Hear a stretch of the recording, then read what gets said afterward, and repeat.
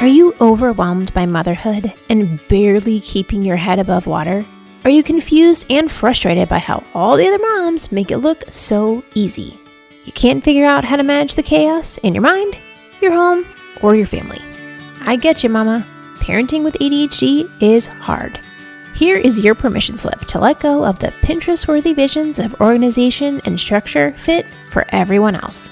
Let's do life like our brains do life, creatively, lovingly, and with all our might. When we embrace who we are and how our brains work, we can figure out how to live our lives successfully and, in turn, lead our families well. At the end of the day, we just want to be good moms. But, spoiler alert, you are already a great mom. ADHD does not mean you're doomed to be a hot mess, mama. You can rewrite your story from shame spiral to success story. And I'll be right here beside you to cheer you on. Welcome to Motherhood and ADHD. Hey there, Successful Mama. It's your friend, Patricia Sung. While I am on break for the next few weeks, I am bringing you some friends. This is my Best of Friends episode, and these are all interviews that I've done for other people's podcasts. First of all, thank you to these hosts for sharing their episode with us. And I want you to go in the show notes and see, where do you find them? Go listen to their other episodes. Put their show in your queue, in your download list, so that you have an extra friend to hang out with when you're cleaning or on a walk or riding in the car. Every time I am interviewed, I find myself often sharing very similar things, but there's always some nuances and new things that, oh my, wow, I have never shared that before. I've never talked about this in this way. And I can't wait for you to get a new flair and perspective and a new podcast friend to join you today. So listen in to this episode on a friend's podcast. Go check them out and enjoy this Best of Friends episode. Meet Tami Hackbarth of the 100% Guilt-Free Self-Care Podcast. 100% Guilt-Free Self-Care with Tami Hackbarth, the podcast here to remind you that you matter too. I am so happy to have you here. I feel like we could talk forever because we have so much in common. We only see each other once a year.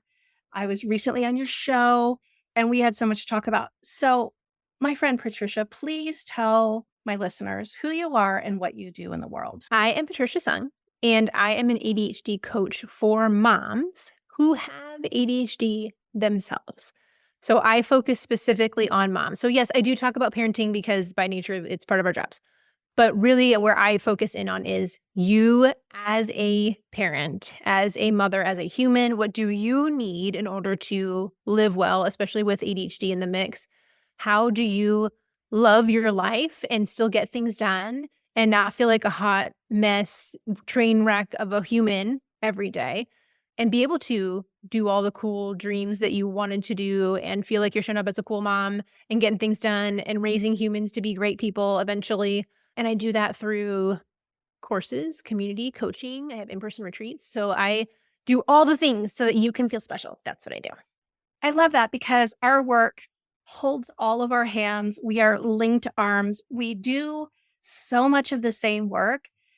How did you come to decide, I got to really target the moms that have ADHD? What was that pivotal moment where you're like, these are my people, other than being a mom with ADHD, like we both are?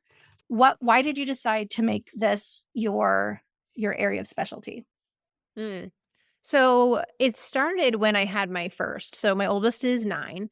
And I was up at 3 a.m. Googling, how do you be a good mom with ADHD? I think he was probably like 2 or 3 weeks old. And I was like, oh my gosh, this is not what I expected. This is a hot mess. Send in the cavalry. This is hard. And I don't want to do it anymore. I legitimately, my son was about 2 weeks old and I turned to my husband, dead serious. I was not joking. I was like, can we send him back? Can we send him back? I just want my old life back. Please, can we start over? Can we redo? And of course, he's staring at me like, oh, you're kidding. And I was like, nope, not kidding. And he was like, this is not good. And so thankfully I did start seeing a therapist and the doctors and the medicine that we pulled on out of that postpartum anxiety. But it was really, really hard. And if I look back at my life, you can see the ADHD all along the way. I didn't get diagnosed until college when I went from being National Honor Society. I was in college on an academic scholarship, fell apart, almost failed out, almost got kicked out. It was a hot mess. And that's when I got diagnosed. Thankfully, I had a doctor who recognized it back in the year 2000. So you know how old I am now. Like, I really thought though, like back then, it was just like, this affects your schoolwork and take this Ritalin when you have to study and you'll be okay. And that was not true. Yes, the medicine did help.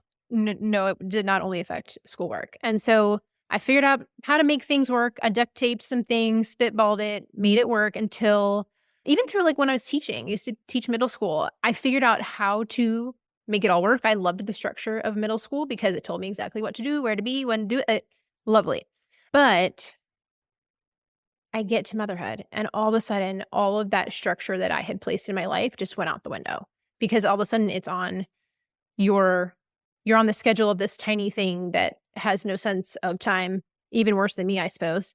And it was just falling apart. And I realized like, wow, this isn't this is not good. I need help. And here I am Googling and can't find anything. Literally, it was like one article on Scary Mommy. And I think in total, I'd found 3 articles talking about being a mom with ADHD, and they were mostly just complaining and venting about how it was hard, and I couldn't find any resources to do something about it. Now, I can look back now, like, I've met some fabulous ladies who have been working in this field a long time. Clearly, the Google was not in their favor that day, nor mine, but there just wasn't the resources there that we needed, and so you fast forward, my youngest was about a year old, and I am a Christian, and very clearly, God was like, "This is what I want you to do. I want you to make a podcast for moms with ADHD." And I was like, "Absolutely not. I'm out, God. This is not for me. No, thank you. Mm-mm. No, this sounds terrible. You want me to go put all of my problems on the internet for everyone to hear? I don't even listen to podcasts. What are we doing here?" And I ignored it for several months. And then over time, thankfully that God stuck with me and was like, "No, really, this is what I want you to do." I was like, "Ah, okay." So I went to YouTube University, figured out how do I make a podcast and started. And that was 5 years ago. And pulling that all together, like I can see where it all makes sense now. At the time, did not make any sense whatsoever. But I can look back now and see how little Patricia struggled and how my experience through working through my own diagnosis and then working with so many students who have ADHD as a teacher. I'm an entrepreneur. I have more than one company, and I started my first business when I was 12. I can see that how that experience has come together. And all of a sudden, it's like all these pieces of me have come together to here. Where like I honestly thought after I had my kids, I'd just go back to teaching and probably go get a degree, like a advanced degree, and go into administration. And I won't get on my soapbox today, but there's something to be said about a lot of teachers who become administrators and don't really. Those skills are not very transferable. Being a really great teacher does not make you a really great administrator. And a lot of people who are not very good at teaching then become administrators, also still not good. And that's where I really thought I was going to make my difference, is staying in the education world. And lo and behold, here I am still in education. I'm constantly educating families, but I know now that all that stuff that I saw as a teacher, I can actually affect change here with mom. And, I think it may have been you who said, like, we're not doing generational, like, we're not breaking generational cycles, we're rebuilding them. Yeah, Um, we're not only cycle breakers, but we're cycle starters. right. And that's what I get to do with my work now, is help families change the course of what's happening in their lives. Because right now, mom is crying in the bathroom, scrolling her phone, ignoring all the problems, or literally like yelling her face off at everyone because nobody understands and she's overwhelmed and can't handle any more things. Do not ask me for one more snack. I will cut you. Like this level of anger and like just sheer overwhelm. Like brain has shut off. We're in high stress mode. Nothing useful is coming out of this mouth. I really just need to go hide. But I can't because I got kids here and I got to still keep them alive. But also, what damage am I causing? Would they be better off not? I mean, it's just like all that awfulness starts swirling around your head and you think that you're stuck this way. And I want moms to know you are not stuck this way. Yes, being a parent is hard. Having ADHD is hard. And there's still something we can do about it. We don't have to stay in that place of the yuck and the overwhelm and the trauma and the drama and all that. There is hope to do life in a different way. And I hope that I can be that lighthouse for other moms to see that there is an option out there and we can shift the way that our family runs every day. And we don't have to be perfect about it, but we can really make some big differences. Oh my God, you guys see why me and Patricia totally hit it off? Like we sat down next to each other at a conference and I was like, oh, love her. Because I kept saying, oh yeah, me too. And Oh, at the time that we met, I hadn't been diagnosed with ADHD yet, even though I was in my 50s. And like you, I had pieced together what worked. And when things stopped working, I was like, you know what? Let's hyper focus on fixing this particular thing. And I really, how many self-help books did you read in that? I have literally hundreds of books right Yep. here, and I've read them all, so you don't have to. And I pulled out the relevant pieces and I put them all together. And I'm like, I'm going to Frankenstein your exercises that you get, because I'm like, oh, that's ailing you. Let me pull 3 exercises from 3 different books. And this is the background of this and the background of that. And people are like, how do you do that? I'm like, a lifetime of trying to figure out how I, as a neurodivergent person, can live in a world that was not made for me. Having this conversation with my ADHD daughter this morning, I was like, honey, there's nothing wrong with you, but you were born into a world that was not made for you. So what steps do we have to take so that we can move through this life in the least painful way possible? Yeah. And hopefully change the world so that it is made for everyone and it supports everyone. Yeah. And oh my God. So if you're sitting here and you're like, I don't have ADHD, why am I listening to you? Well, here's the thing. When I had students that had ADHD, we always had to have the talk of it's not an excuse. It's not a like, oh, well, you can't do that. It was the beginning of a conversation, not the end of a conversation. And the conversation went like this. Okay, so if this way that we have set it up doesn't work for you, what do we need to modify or accommodate to make this work for you? Right. And like that framework can be applied across the board, regardless of how your brain works. It's like, how does it make it happen? So you have group coaching programs. Are all of the people that you work with, are they like officially diagnosed? Do you have some ADHD curious people? And, or do you also have moms who don't have ADHD themselves, but are parenting ADHD kids? Because that is fancy parenting. That's like graduate level parenting. I mean, I can't imagine parenting a neurodivergent kid without also being neurodivergent, because I'm like, that shit's hard, but I get her at a fundamental level. Yeah. So tell us more about your community and what people will find when they go check out your work. So my stance is that if what I'm doing helps you, come on. Like I would say it's probably like half and half of moms who have been diagnosed and moms who suspect. If like I always say, like, what's that saying? If it walks like a duck and it quacks like a duck. Like if you're sitting here going like, man, Patricia and Tami, like they're my jam. I'm just gonna let you know right now, there's a good chance you should just go head over my website and get that checklist of symptoms and like how like we flock together. And it's not to say that you won't have any friends who are neurotypical. But if you are like really resonating with so many people who have ADHD, like that in itself is like diagnosis flag of like, hey, maybe this is something that you could look into. And as well as when your kids have ADHD, there's like a 75% chance that they got it from their parents. They got it from somewhere. And if not, then I'll look up at those grandparents, those aunts and uncles, like it's in the blood.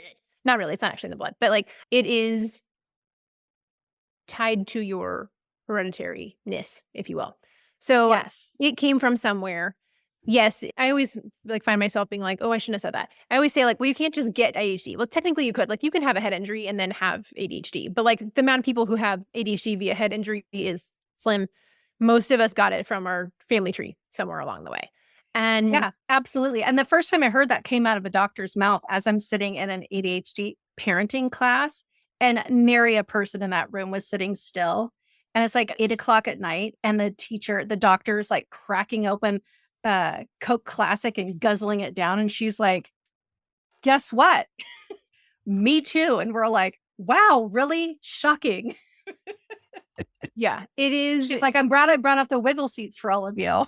Yeah, basically. So yeah, most of the moms in my community either have it or suspect it. And it is not like I don't check for your diagnosis paperwork to be a part of that. Not at all. Like I want that if I have things that are going to help you, please come and use them. Make your life easier. But what you'll find when you get there is I'm very balanced between both the logical things like strategies and tools and how do we actually make this happen? Like, tell me what to do, or don't tell me what to do, but tell me what to do. Don't tell me what to do. Don't tell me what to do. Like, I navigate that space in between very well. They give me a framework that I can improve upon for myself. Yes. Like, that's actually what I want. I want you to take everything that I hand you and you say, good, garbage, throw it out. Okay, keep that. And I want you to take all these pieces and then make them work for you. I don't expect anyone to show up and do it exactly like I did. And quite honestly, if you do, it's probably not going to work. Like, it's just, that's the reason why we go to Pinterest and download the chore chart and then it doesn't work. And we're like, why can no one in my family follow the chore chart? Because it was built for somebody else. And we want that easy answer, but that's not how life works and it's not how ADHD works. Unfortunately, I really wish I could just hand you this Pinterest chart and be on your way. But I want you to have that, all those pieces, like the structure and like, these are the things that I've seen work for people. But honestly, like if I give you 10 ideas, I don't need you to have 10 good ideas. I only need one of them to work for you. Like I want you to find the one that made sense. Or maybe you take this one and that one and kind of cobble it together and, have one of those like, little hybrid babies. Like come up with what works for you. Because I'm not the one who has to live with this every day. So take the pieces, make it work for you. So that's one half is the like tangible, what are we gonna do about this?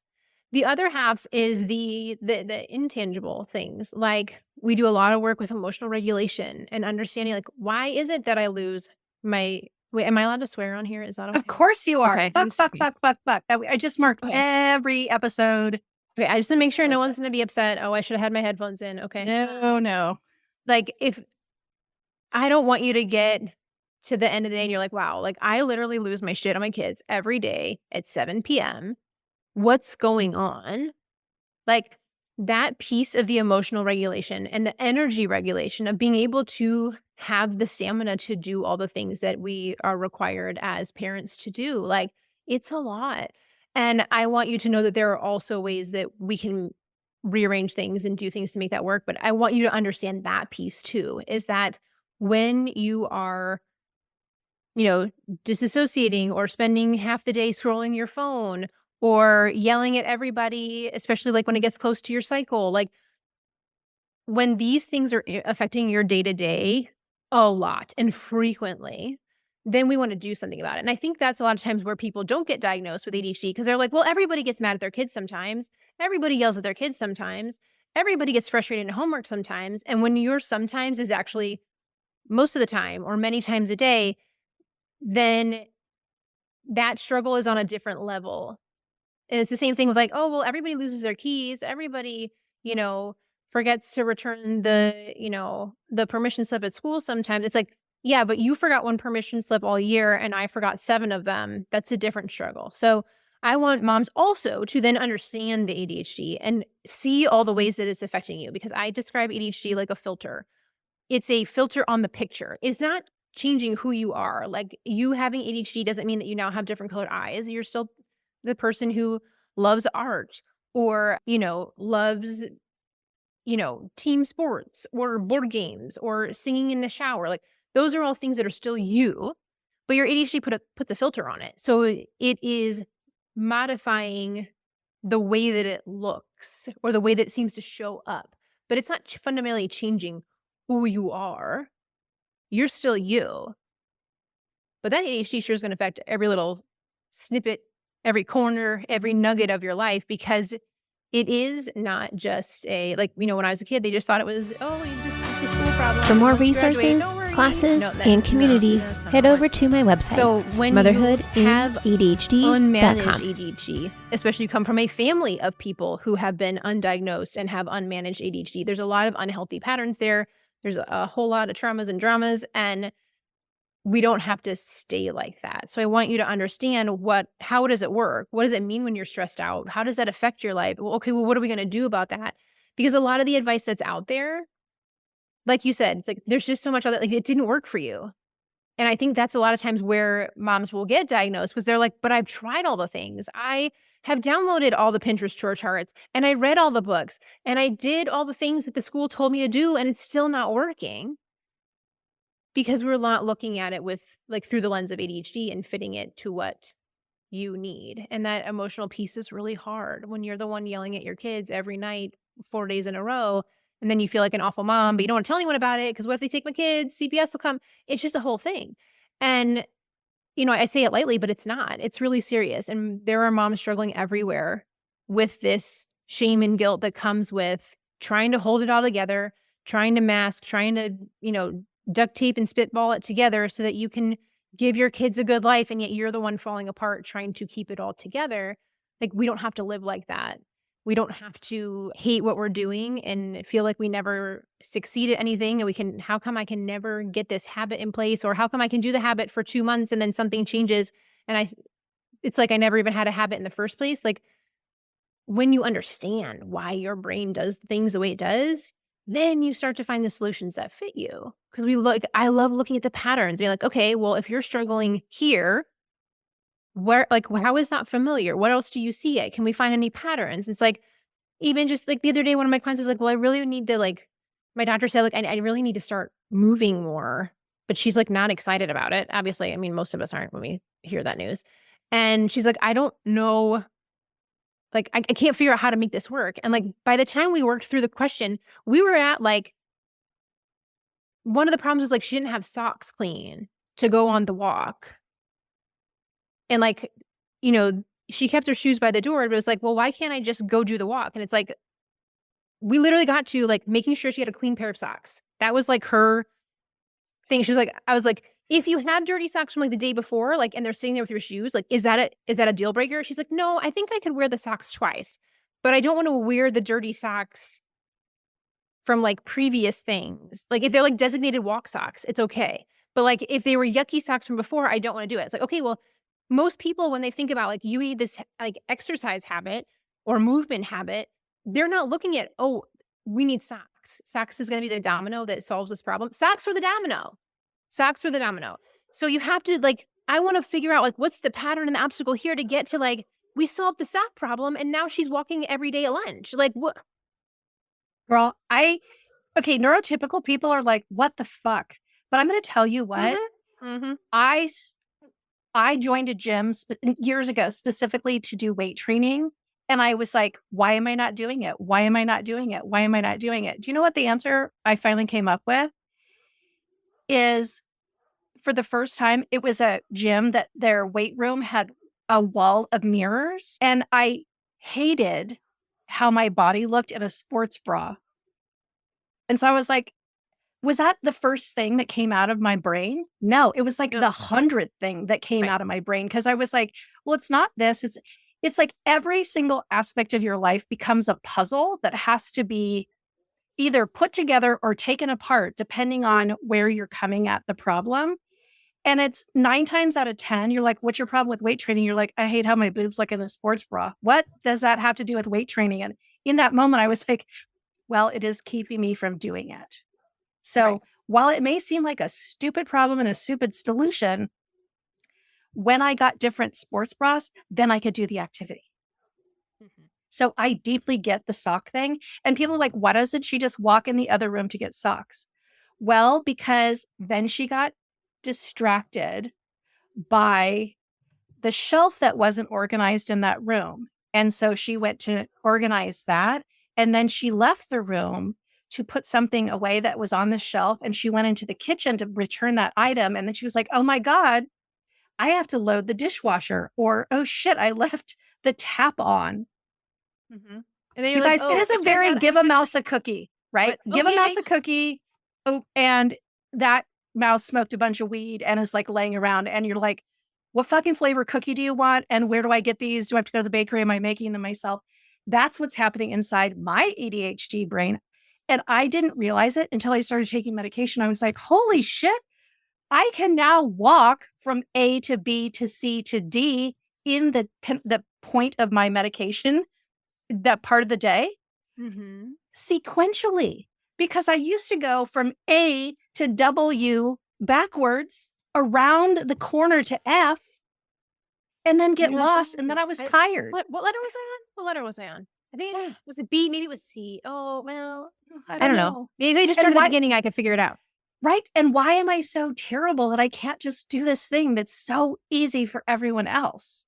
Mm-hmm. Y'all, it's exhausting. So if you are like, shit, this might be me, go, Patricia, where can they find, what is your freebie as a checklist of ADHD symptoms? Tell us more about that, please. So I always preface with, I'm not a doctor. So go talk to your doctor. But this checklist that I made is it was actually a podcast episode that I originally did. And I transcribed. Well, I say me, I didn't do it. I have a team that helps me. And this is one of the best ADHD hacks is to have people help you. We transcribed it with, in AI, pulled out the key points. My assistant made it into a lovely checklist. I wanted people to know that when you look at the DSM, which is the book that explains all the symptoms for mental health concerns and issues and diseases and what have you. It tells you, here's the checklist for ADHD. You need 5 of these 9 things to say that you have ADHD. But in this case, you need 6 of them. And then over here, it's the map that says you have ADHD or you don't have ADHD. And this is supposed to then create an equal level of care amongst all doctors and, therapists and social workers that can diagnose this. But the problem is when you're looking at a 6-year-old kid and you're like, are they hyperactive? And you see them jumping off the desk, you're like, check. Yes. But when it's a grown-up who's learned how to deal with that hyperactivity, and instead it comes out as their leg is constantly bobbing in meetings, or they pick their cuticles to the point where they're bleeding, or they're biting their nails, or they're twirling their thumb. The moms that are the mom rock, the constant, you're rocking a baby, though that constant movement is not what's on the checklist. I used to say to people, we'd be in a staff meeting and I'd be in the back moving from foot to foot. And they're like, what are you doing? I'm like, I'm listening. Because if I was just sitting in my chair listening, the only thing I could hear in my head was, look forward. You're listening. Don't move around. You look like you're listening? I totally looked like I was listening, but I couldn't hear a single thing anyone was saying. But if I could sit up and move around, suddenly my ears worked again. Mm-hmm. But that's not, those examples aren't on the checklist. The checklist is a medical checklist. And so it's very cut and dry. And meant for children. Yeah. And more aimed at children because to be diagnosed with ADHD, those symptoms do need to be there for multiple years. Obviously they're looking at a kid. They want to be able to say yes, this isn't a last 2 months problem. This is a persistent, over time issue. So when we look back at your childhood, a lot of times people will be like, well, I didn't have all that stuff as a kid. And I'm like, well, but it looks very different in people who are inattentive versus hyperactive or combined type. It looks very different in someone who has learned the coping skills over the last 3 or 4 decades of their life to know how to deal with these things. And people always be like, well, how, they're a lawyer. They can't have ADHD, or you have held a job down. You can't have ADHD. It's like, no, nowhere in the diagnostic list does it say that you're a total fuck up. That's not on the list. Now, does it happen a lot? I would say you're not a fuck up. I was like, should I get on the soapbox? Am I going to get on the soapbox? No, well, I'll just say how I talk about this is that question that came out of that Oprah and Dr. Perry book, which is what's wrong with you versus what happened to you. Mm-hmm.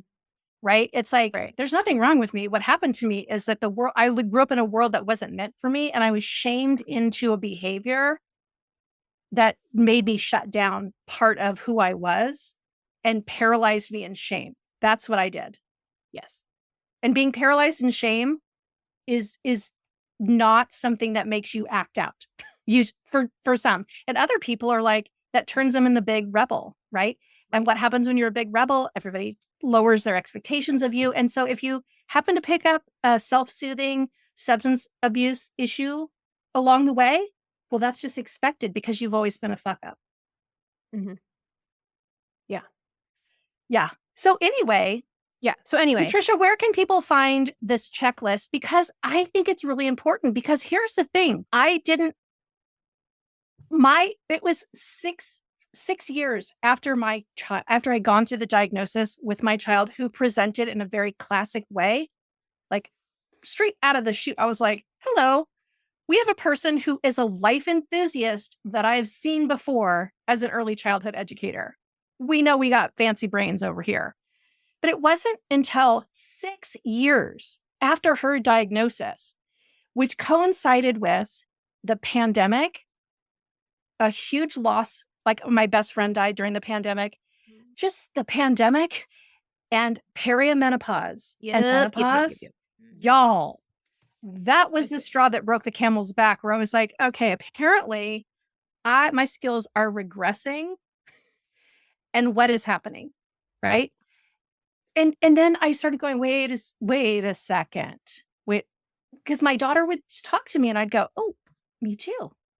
She would tell me things about her life at school. And I'd go, oh yeah, I did that when I was a kid. Oh yeah, I did. And it was like The light bulb. I was like, oh, wait a second. Right. But I think your checklist is a great starting point to bring to your healthcare provider, because here's the thing. Most healthcare providers, weirdly enough, have no idea about this, because they too grew up thinking it was 6-year-old boys who had ants in their pants and couldn't sit still on the carpet. And also, it could be your own medical provider that doesn't have the education, but my evaluator, my ADHD evaluator, gave me grief about my stuff. And I was like, cool. Everybody else in the process was great. And then when I finally got beyond the evaluator, he's like, well, I guess. And when I talked to the psychiatrist at the end, he was so kind. So kind.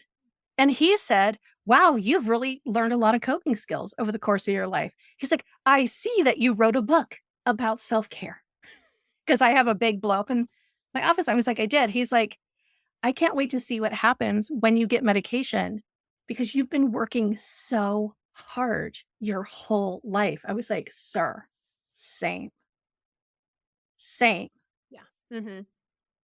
Yeah. And that's what I want you to be able to fill out this checklist and see, like, this is how it actually shows up as a grown-up, as someone with more inattentive side. What does that actually mean when we say that you're hyperactive or you're inattentive, that you're having trouble keeping track of things, that you're disorganized? Like, what does that actually mean as a grown-up? And I gave some examples of, like, real life, this is what that means. Like, especially because the symptoms of ADHD are very transdiagnostic, which means they can fit lots of different things. So people who are anxious can also look like people who are ADHD, who can also look like people who have severe trauma. The symptoms fall in, they are on lots of lists. The Venn diagram is almost a circle for a lot of things. Yeah. And so when you can then take this checklist and say, hey, Dr. So-and-so, this is where I see the concerns. Like, this is what I'm worried about. Here's how it's affecting my life. And here's the examples of how I can tell you that I'm impulsive. Because the doctor's going to be like, are you impulsive? You'd be like, no, I'm a 40-year-old woman who knows how to, like, make good choices now because I've learned how to do that. You're like, but do you want to talk about the time I got really drunk in Mexico and did XYZ? And they're like, yes. Or can I tell you how many things I purchased on, Amazon one click? Like, you need to deactivate that, ma'am. Deactivate. Anyways, like, those ways are the things that I want this to be on this checklist, where you say, like, now I have the confidence and the information to show up and be like, I'm concerned about this. Can you please help me make sense of this? And when you get to the practitioner who's like, there's no way, and you're like, this person's not listening to me. Like, I actually had a really good interview with Dr. David Goodman the other day, and he was saying, like, because I always say, like, if you don't leave that practitioner's office feeling like you were heard, you need to find somebody else. And he was like, well, think about too, like, it's not just that you felt heard, but, like, did they actually ask the questions to get the information? Because some people don't have the best bedside manner. Like, did they really ask the questions to find out? Or did they just assume and not dig in? Because then they're not doing their job. So it's not just that you feel great when you left. Like, did the person really ask the right questions to figure out, is that the answer? When you come in armed with this checklist and you're like, because I see it here, here, and here, then the anxiety won't creep in of, like, and they're like, well, tell me about that. And you're like, and then you just panic, and, like, all information flows out of your brain. I want you to go in being like, I already have my paper here. Also, before you go, take a picture of that paper because you're going to forget that paper at home, which is also another exhibit of how you have ADHD. Take a picture of it. You're You take it also with you. likely to miss one of those appointments because you planned your entire day around it. And then in that moment, had your phone on, do not disturb. And then they did not get a hold of you. And then when you go to reschedule it, they say, of course you did, because I do this. I reschedule this appointment all day long because the people who are calling here think they have ADHD. And it's likely most of them do. And I'm like, I'm so glad you're so understanding. I feel terrible about missing this meeting. And she's like, everyone on that side of the phone feels terrible. And on this side of the phone, we're like, oh, welcome to the club. We know your friends. They're on this side. Yeah. And like, I mean, like for all of my client appointments, like I send a bazillion reminders. I will text you. I will email you. If you're not there 5 minutes later, I don't wait for you to be 15 minutes late to check on you. 5 minutes, I'm like, hey, you come in, we have a meeting. Because I know you're probably like, oh, shit, we have a meeting.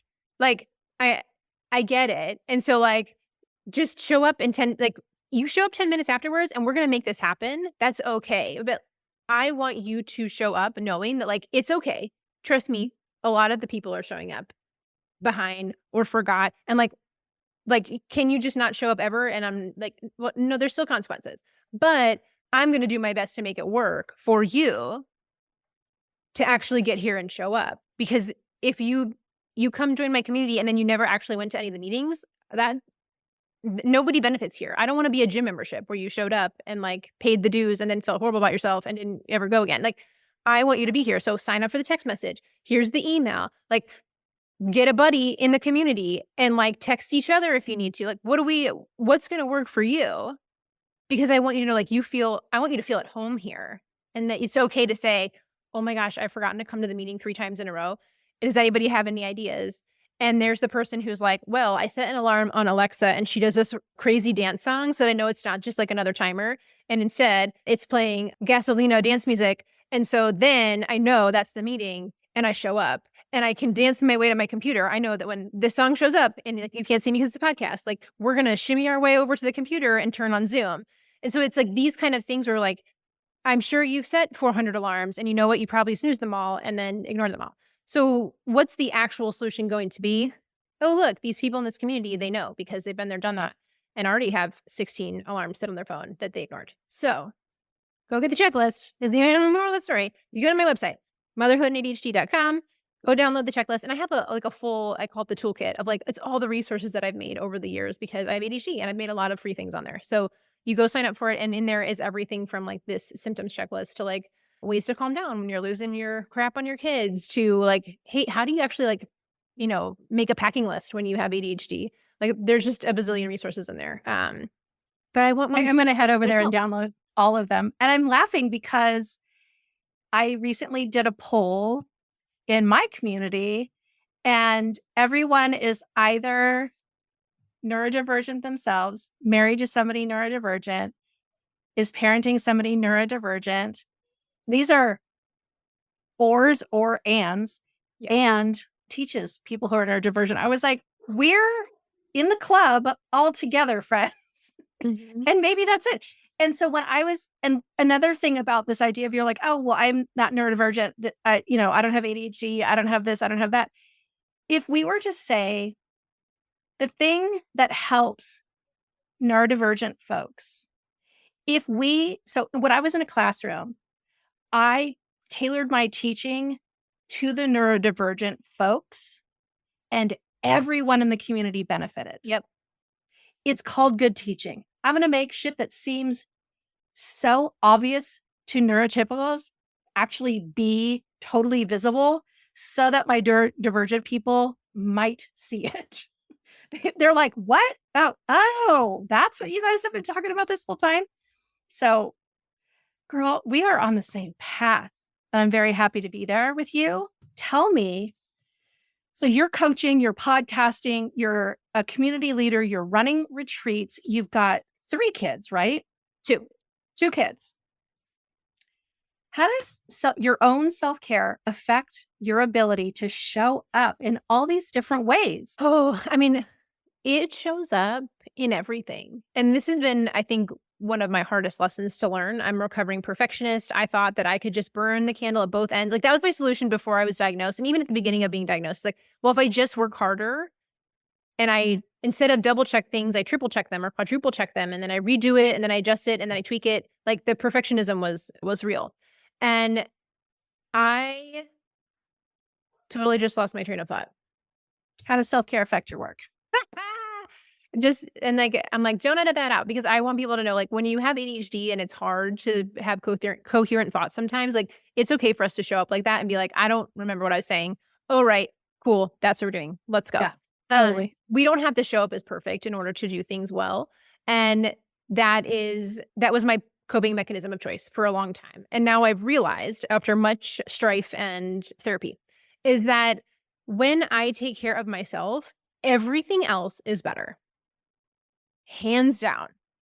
Especially if I'm showing up as a coach for other people, I can't show up and be present for people when I'm on the struggle bus. I mean, I can, and I will. Like, you know, your kid gets the stomach bug and you're up all night. Like, if I'm still like pretty decent, I can still show up and coach you and you're going to get amazing stuff out of it.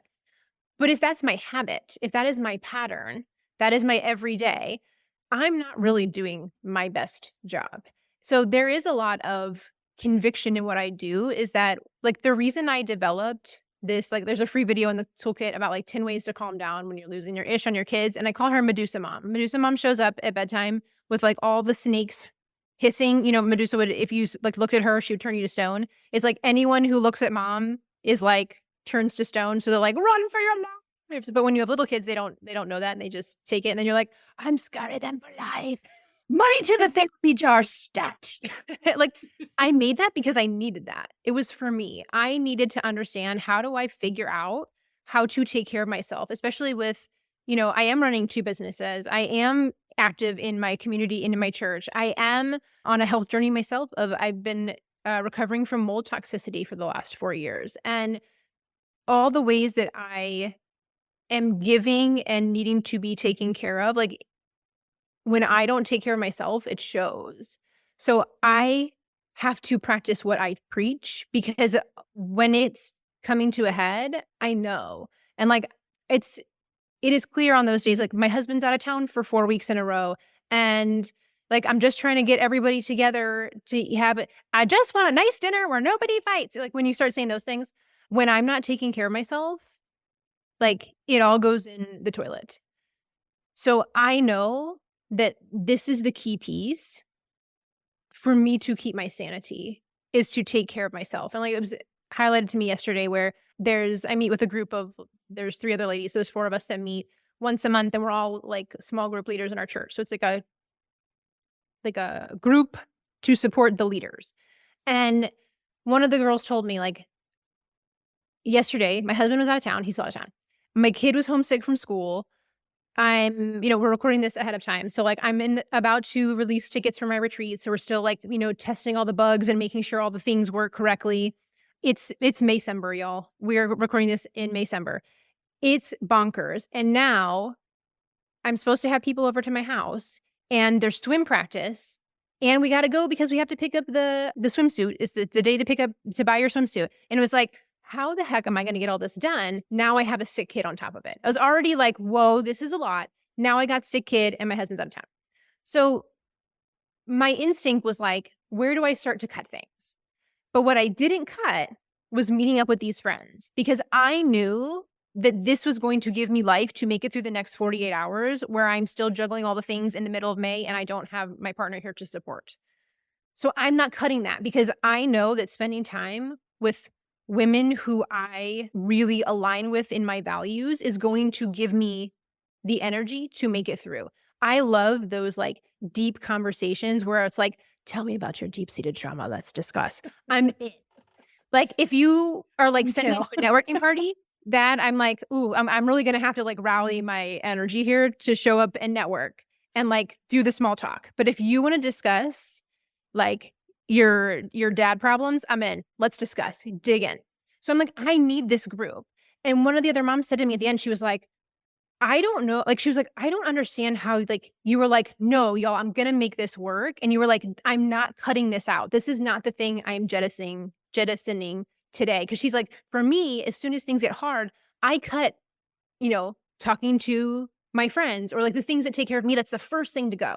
And she's like, I have watched you all year say, I have this thing. I'm giving you a heads up. I'm going to try to make it. I want to be there. And she's like, that has changed the way that I look at this, because she's like, this is the thing I would give up when things were hard.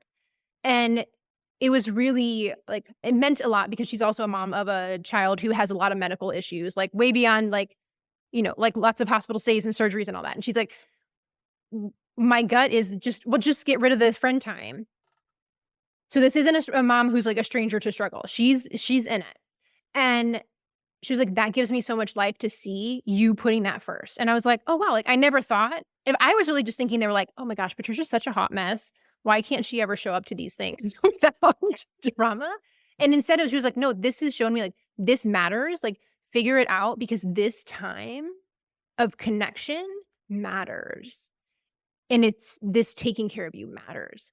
And that is why I continue to put self-care on my list as like, this is the thing I'm not going to cut, because that is how I have the energy to make the good decisions and not lose my shit on my kids. Especially, like, to be honest, y'all, I'm coming right up on my cycle. And normally, like, I don't schedule interviews in that, but my cycle shifted. I'm doing, perimenopause and all that nonsense. Like, I was not expecting to be going into my cycle of this day full of interviews, because usually words are very hard and I can't talk like a coherent human. And I'm like, but this matters to me. These are the things that give me life. I could sit here and talk to you for 6 hours and still have more energy. These don't drain me. This is like life-giving to me. So I was like, okay, assuming that words still work, I'm going to show up because this gives me life. Now, if I just have a day where it's like, I literally can't think of the word ball and you're going to have to forgive me, like, okay, then we reschedule. But I can't continue to put myself last, because then I don't have anything to give anyone else. Totally. And I don't want to show up like that. It's like the realization I had early in teaching. And by realization, it was my husband saying over and over, you cannot, no human is capable of sprinting a marathon. And I was like, you're just not trying hard enough. Let me show you. And me learning quickly, but I did that repeated thing, because by by winter break of my first year of teaching, I was like, oh my God, I've given it all. Yes. I have nothing else to give. And they want me to do this for 6 more months. Mm-hmm. How will I do that? I mean, I did it, but let me tell you, I limped for a big part of that. And realizing that time and energy are not the same. No, they're not. It is like pigs and construction. They are different. Time is a thing. Energy, it's regenerative, right? Some things suck the life out of you, no matter how long they take. And some things give you energy, no matter how long they take. Yeah. And for me, when I was teaching and motherhood, in my mind, the exact same. That shit is relentless. It is invisible. It is undervalued. It is never fucking done. Nope. And you know what? When you're faced with a thing that's never done, the answer is not work harder, because it is never done. We have to have the wherewithal to go, well, I'm done. I have given everything I can for the day, and I will refresh myself and come back in again tomorrow. Because there is a point of diminishing returns. It comes way faster than we realize. Like, you don't get more done the more hours that you work. You get crappier work the longer that you work. And letting that be okay. Like, we're swimming in this like grind culture. And I'm like, yeah, that doesn't work for humans. It doesn't even work for machines. It doesn't work for the soil when you're gardening. Like, if machines get to take time off because if you use them too much, you wear them out and they break and you have to replace them. Mm-hmm. What the fuck? Like, I am not as strong as a machine. So I am just saying, I reject that overworking culture because who benefits from that? It's not the people who are grinding. No. It's for the people who are making money at the top, and it ain't any of us. So you got one life, take care of yourself. Now we're going to get into the nitty gritty because you and me, I'm a Gen Xer. You are a cuspy. You're a cuspy. What do you call yourself? Some people are geriatric millennials. Yeah, the geriatric millennials. Because I'm in that space of like 1980 to 80, I think it's 85, where it's like we were in that like where the internet started, where cell phones started. Like I didn't have any of that in my childhood, but in high school is when all that stuff started. So like we got the dial-up internet in high school that was like that beep. That is one of my favorite sounds. I All want that, to make that my ringtone. I didn't get that until 10 years later. So like in my late 20s. So it delights me when I hear that. I'm like, that's such a sound from the olden days. It is. And oh my gosh, I was trying to explain rotary phones to my kids the other day because it was in so my youngest is in kindergarten and they bring home these like, these like early reader books. And it was like technology, modern technology or like technology of the future or something like that. But this book was clearly written in like the 90s. And so like all the new quote, air quote, new technologies that this book had was like flip phones. And like they were like showing like the kid dialing the rotary phone and then the kid with the flip phone. And it was like, I was dying because when I was teaching 7th grade typing back in the day, I would have to bring in like the floppy disk and then the 3-inch and the 5-inch floppy disk and explain to the kids, like, this is how I took my things to school. And if you crumpled it, all your stuff was lost. Like they were just baffled that like, I mean, and this is even, I mean, I was teaching 10 years ago. It's like we had thumb drives, like there was no cloud. And so anyway, I'm totally getting off on a tangent. What was I supposed to be talking about? What did you learn about self-care growing up in the pre-internet era? Yes. Right? Because then we had like, there was only a handful of channels on the TV. There was a handful of magazines. And so we were really learning from the people around us because we couldn't go on TikTok and find out about mental health. We couldn't go on TikTok and find out about ADHD. We couldn't connect with people that we felt a kinship with because we shared some quirks, right? We had to go, if we wanted to learn something, we're like, shit, I guess I'm going to go to the encyclopedia in the den or go to the library. And go over there with the card catalog. Like, yes. That's how we found things in the day. Yes. Well, so it was a lonely life. Like the Dewey Decimal System, you actually had to understand because otherwise you weren't finding anything. But I think it's like I think there's pluses and minuses to everything. And when I think back to like childhood in the 80s and 90s, that on one hand, I think it's really wonderful that we didn't have social media and there was no comparing what other people were doing. And I think about, teenagers now who immediately know that they didn't get invited to the thing and they can see everyone's pictures on TikTok or Instagram or whatever the cool thing the kids are using these days. Like, you know that you are at home by yourself and everyone else is having fun.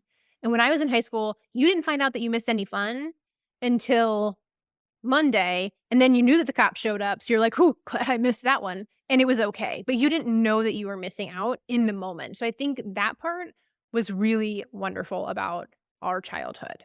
However, you didn't have access to all the information that is here today. And I think back to like, my mom, so I'm one of 5 kids. My mom was a stay-at-home mom. And what birth order are you? I'm the oldest. Oh, you're the old. Okay. Yes. We're buckling in for the oldest daughter. Go ahead. Yes. Enneagram 1, oldest daughter, recovering perfectionist. I tick all the boxes. I'm an Enneagram 1. Do you wing 2 or do you wing 9? Because I'm like 9. I am not a peacemaker. I think I might be wing 9. I always thought it was at wing 2, but I think I'm actually wing 9. I'm much more conflict averse than telling people advice they don't want to hear. Younger Patricia definitely told a lot of people advice they did not want nor ask for. Now I see the wing 9 is much more popping up. And also my husband is an Enneagram 1, which is a thing, y'all. And I actually think that he's wing 2 because he'll happily tell you his opinion and what you should do. So I think he's wing 2. All this time, honestly, I thought he was an 8 because he's so bossy, but I think that's the wing 2 coming up. But anyways, I'm getting off on a tangent. What I saw is that like as the oldest of 5, and my mom was a stay-at-home mom, and she loved being a mom. That's all she wanted to do. And my mom had 3 miscarriages before she had me. So I was her rainbow baby, and they were 2 of them were like, I mean, if there's such thing as like an uneventful miscarriage, like it was sad but not traumatic. And there was one that was very traumatic. And so they spent many years, a lot of, I'm sure back in the day, the equivalent of $1 bazillion doing genetic testing and trying to figure out what was going on because my mom really wanted to be a mom. But the way that shaped me is that I watched my mom be selfless. And my guess is like she passed away 20 years ago. So there's a lot of things I wish I could ask her. But I think she was an Enneagram 9, actually. Like she was very conflict averse and she didn't take care of herself. And not necessarily like in a bad way. I don't know that I would necessarily put like a negative connotation on it because I don't know that, like, I don't know. I don't know if she missed out on that or she wishes it was different. I don't know. I can't ask her. But she really loved being a mom. And my mom also loved being pregnant. So I thought that motherhood was really easy because my mom made it look easy. But she also was somebody who like, bought her clothes at Walmart and would buy, the same shirt in 4 colors or patterns. And she was just a very like low maintenance, chill person. She was not into like, she didn't do her hair unless it was a fancy occasion. And she also had really straight hair. So as soon as she walked out of the house with the curls, they all fell out. Like, she rarely ever wore lipstick. Like, she wasn't a girly mom. And I think it made me feel like motherhood was really beautiful. And I think that's part of why I struggled so much when it was so hard for me is that I thought it was going to be easy. Like I thought being a teacher that I was going to be a great mom. Like I thought that those skills were transferable. Lo and behold, as annoying as some children are in school, none of them will ever compare to the level of annoyance that you can find with your own children. Where's the paper I co-sign that? Like where like that level of button pushing is reserved for your children, even because they installed the buttons. They did. It was part of the process of accumulating them in your life. Mm-hmm. The button was installed. It's time to be true to you. You're invited, Mama, to this year's 3rd annual Successful as a Mother weekend retreat. It is time to relax, unwind, rest, and take care of a very important person in the family, which is you. This year's retreat is on October 11th through 13th, 2024, and you're invited. This is an all-inclusive retreat. It covers your meals, your hotel, all of our activities. All you have to do is show up, and I take it from there. We are staying in the historic boutique hotel, the Sam Houston, in downtown Houston, where we will learn about our ADHD, tune in to who you are and what you need so that you can trust your gut. All while eating delicious food you didn't cook, you didn't clean up, hanging out with awesome other moms who are just like you in their ADHD journey, trying to make things work, fill out the permission slips, do all the things, but not this weekend. This weekend you get to relax. I will take care of everything, and you get to focus on you. Head over to my website, patriciasung.com/retreat, and grab your ticket. This is a small group, and we already have 5 moms from last year coming. So I don't have a ton of spots left. Do not wait. Do not procrastinate. When you hear this and you say this is for me, go grab your ticket. You can use a payment plan. I don't charge extra for that. Go sign up, get your ticket, and take a weekend to take care of you while I do all the work. So head over to patriciasung.com/retreat and get your ticket for the 3rd annual ADHD Moms Amazing Getaway Weekend and relax. patriciasung.com/retreat. And I never saw my mom take care of herself. Like I never saw my mom do girly things like doing her hair or, she was not a shopper unless it was a grocery store. Like my parents, I don't think they ever went away, just the 2 of them. In my memories, I want to say they might have when I was really little and they only had like 1 or 2 kids at that point. They might have. But like my parents never went on dates. We rarely ever had babysitters and it would only be like my dad's Christmas party for work. Like we didn't go out to eat. Like my mom made every meal for 7 people for basically until from when she got married until she passed away. Like I feel like I had this beautiful example of selfless motherhood. But I did not have an example of like, how do you take care of yourself as a person? And I think back to like the resources we did have available. It's like, well, Cosmo magazine and like 17 sure weren't adding to this conversation in a positive way.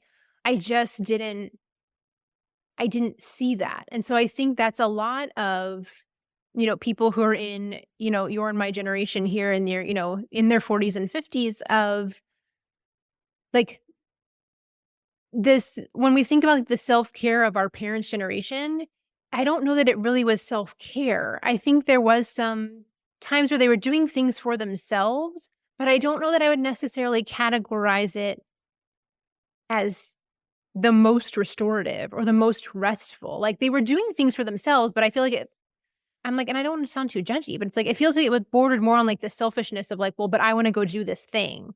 Not necessarily that it was caring for them and helping them. So I just feel like there wasn't that from my childhood. So when I got to be a mom and I thought like it was going to look like my mom's motherhood and it did not, that was part of the like struggle in realizing like, wow, I'm not cut out. I really felt like I'm not cut out for this. This is not what I expected. I'm not doing a good job of it.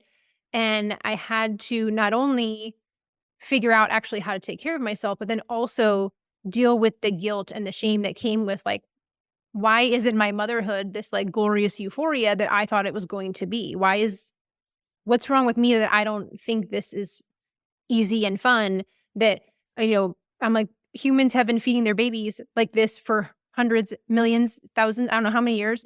You're like all of the years, right? All the humans managed to survive until the invention of formula in like, what was that, like the 50s? Like, and I can't figure this out. I really struggled with breastfeeding. And it was such a process to accept myself as I was and not what I thought I was going to be. And then learn how to take care of myself in a way that made sense because I literally can't do my best work when I'm struggling this hard. So I have to say, I have been doing this podcast for 5 years and I feel like, and it may be because I resonate so deeply with so many things that you said, that was a really honest fucking answer. And I really, really appreciate that. And so you took on the story that because your mom was such a great mom and cared for all of you in such a way that you thought, I've got this. I've got this role model. It's going to be easy. And I looked at the way I was raised and I was like, that shit looks hella hard. Why would anyone sign up for that? Mm-hmm. Abso-fucking-lutely not. No. And it wasn't until I was in my late 30s, like my husband and I had a lot of conversations about being child-free by choice for a very long time. I will save you all up. Maybe I will tell you that story at some point. And as it turns out, we did become parents. And I think that there are a lot of skills that transfer from being a teacher to being a parent. But oh my God, the relentlessness of home with a baby, with a toddler, I was like, oh my Lord. I went into motherhood thinking this shit's going to be hella hard. And you know what? It is so fucking easy in the ways I thought it was going to be hard. And it is so hard in the ways that I didn't expect it. And I was like, yeah. So there's no escaping that, oh my God, this is hard because we're different parents because we've never been parents before. And our kids are actually individuals that are not us.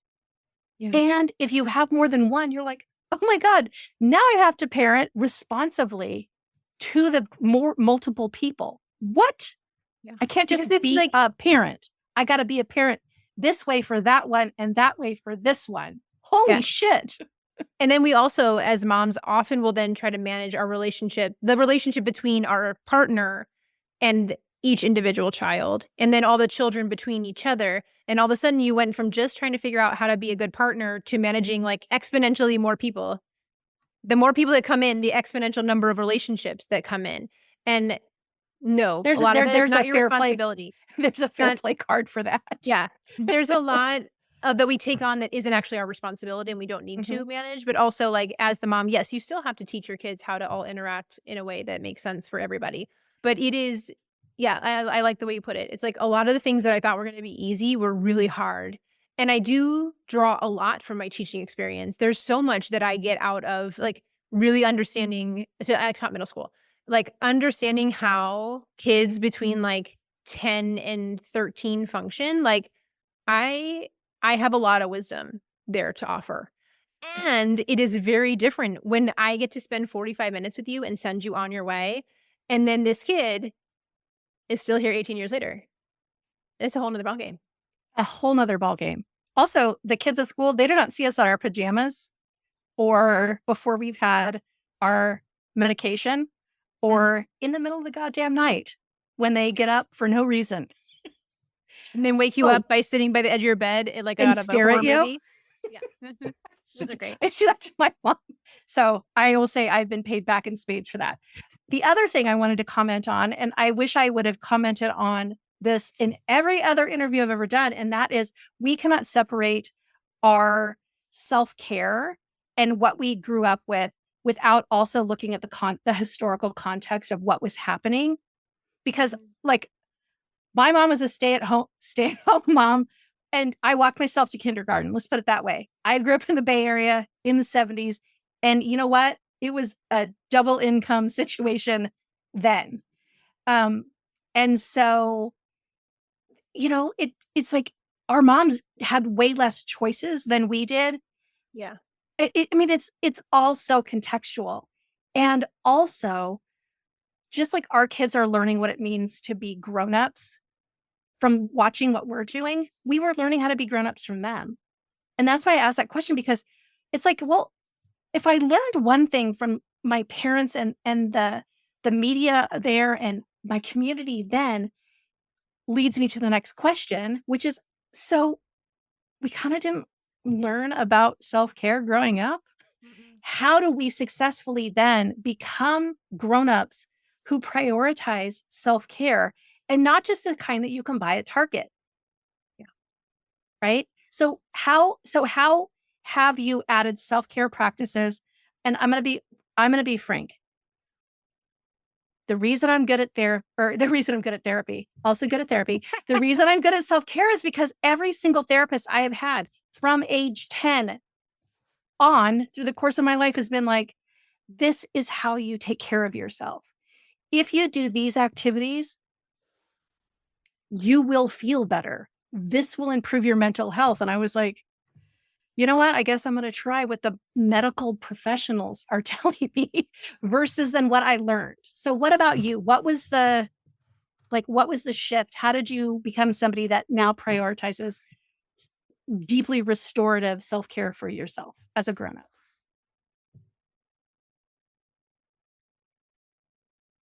I think I became that person because I had to. I'm like, oh, Tami, I might start crying. When I try not to get I try not to share too much about other people's struggles in my family. That's not my business. That's their place to share those things. Absolutely. But what I will say is that when I was really struggling, it was this moment of like, either I'm going to figure out how to make this work, or I'm going to become the stories of the other people in my family. And I did not want to become the person who drowned their problems in alcohol. And I did not want to become the person who was recreationally using drugs. And I did not want to become the person who just pretended like everything was fine and just lived miserably. I knew that my choice was either to do all those things that I said I wasn't going to do, or figure out how to make it work. That was the pivotal moment. I don't think it wasn't like this like epiphany moment where I was like, this is it, dun dun dun. Are you going to be becoming them, or are you going to move like mountains? It wasn't like that movie, like the fancy music goes in the movie and you're like, this is the moment. No, it wasn't that. It was literally like me trying to figure it out and looking around and being like, but I don't want that. I don't want that. How do I not do that? And like, if there was like a pivotal moment, I think it was honestly when my oldest was probably about, I want to say it was like maybe like 2 or 3. And I had just had ingrown toenail surgery, which, apologies if that grosses you out, but they they cut your nail to remove the ingrown part so that, and then apologies again, then they like freeze dry the nail bed so it doesn't keep growing in that area. So I have 2 feet that have been are in a lot of pain. And I had gotten into such an argument with my 3-year-old, and he was so mad that he tried to stomp on my feet. And I like looked at him and I was like even telling the story, I was like shocked that like there's this little person acting out so hard that he really wanted to hurt me. And granted, he didn't have any concept of what that actually meant.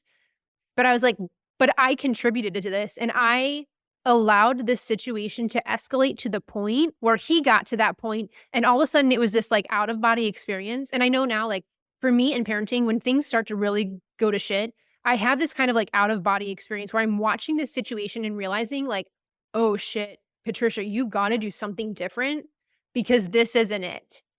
And I can't always stop myself.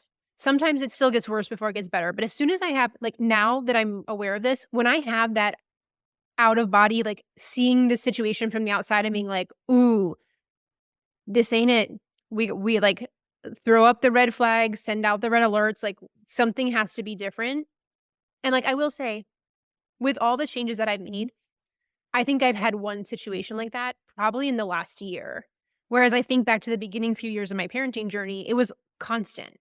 And that moment where I looked at my 3-year-old who was so stomping mad and so out of control that his response was, I want to hurt you. I realized like, this is not how I want to raise my kids. This is not the example that I want them to see, is that mom gets so mad and then I get so mad and everybody's yelling. And I was like, this is not sustainable. And I refuse to be okay with it. And it took me a while. I mean, granted, my kids are old now. It's been many years of work on this. So it's not an overnight thing. And there's still, like I said, there was one recently where I was like losing my mind. I was like, oh my goodness, like it didn't get quite that bad, but it was that moment where I was like, I'm not in control here. And I don't want my kids to grow up and have those memories of like those emotional scars of grownups in their life that they can't trust and are not safe.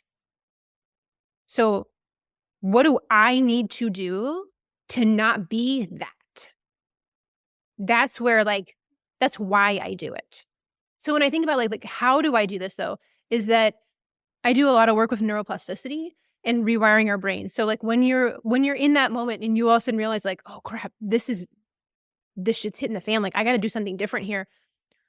Knowing beforehand what you're going to do in that moment, because when you're in that level of stress and your brain is not online, you have no problem solving skills available to you. You don't know any of those tools. Dan Siegel calls it flipping your lid. It's like, yes, you are fucking cooked. Yes. Like nothing. There is nothing good that is coming after this. You gotta get your shit together. You gotta put your lid back on so that you can respond rather than react. Yes.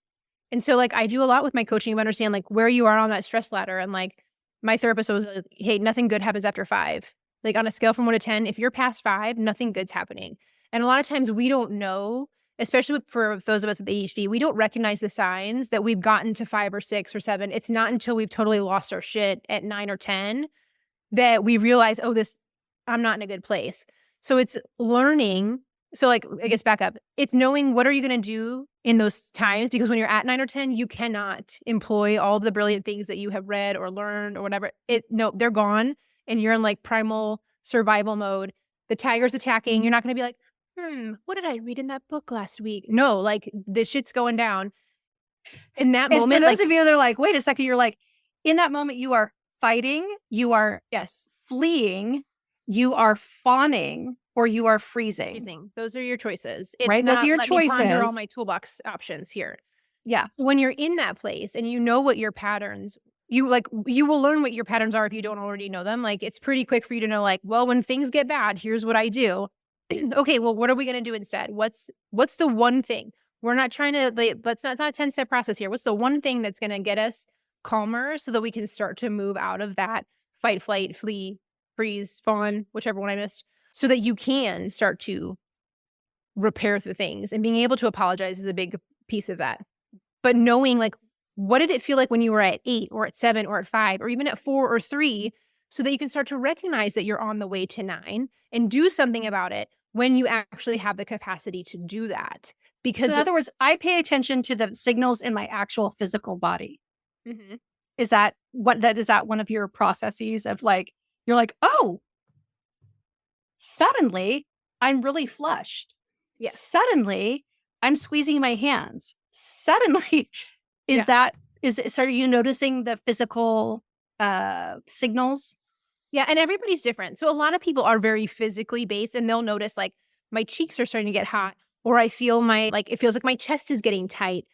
Like a lot of those signals for people are they're easier to grab onto, but some people are not very somatically aware, especially if you've had a lot of trauma in your background. You may be very detached from your physical self. So in that case, we look at like, well, what are your thoughts doing?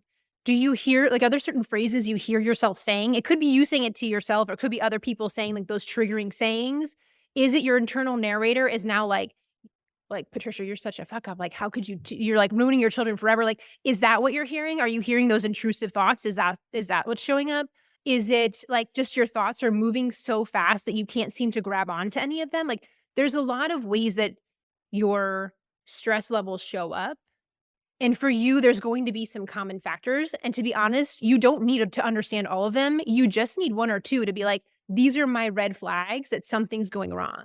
Because if you can recognize that when you're totally lost your shit, like obviously hindsight 2020, then we can start working backwards, because you're going to notice those when they're happening at like 7 or 8, they're leading in, and then you get more aware of what's happening at 7 or 8. When you can put a description to 7 or 8, then you can start to understand what 5 feels like.